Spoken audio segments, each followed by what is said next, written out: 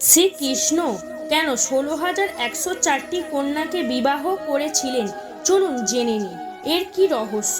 প্রিয় ভক্তগণ শুনুন এক মহৎ কাহিনী। ভগবান শ্রীকৃষ্ণ বিবাহ করেছিল 16,104 জনকে। নাগাসুর নামে এক অসুর 16,100 নারীকে বন্দি করেছিলেন।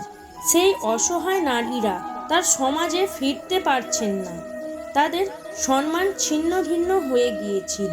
শ্রীকৃষ্ণ নাগাসুরকে বধ করে তাদের মুক্তি দেন, কিন্তু মুক্তির পর সমাজের চোখে তারা কলঙ্কিত হয়ে পড়েন।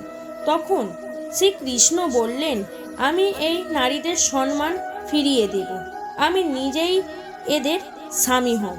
তিনি 8 জন প্রধান নারী সহ 16,104 জন বিবাহ করেন, সকলকে সম্মান মর্যাদা রাজপ্রাসাদে স্থান দেন।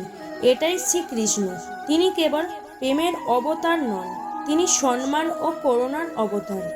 এইরকম ভিডিও পাওয়ার জন্য চ্যানেলটিকে সাবস্ক্রাইব করুন আর আমাদের সঙ্গে থাকুন।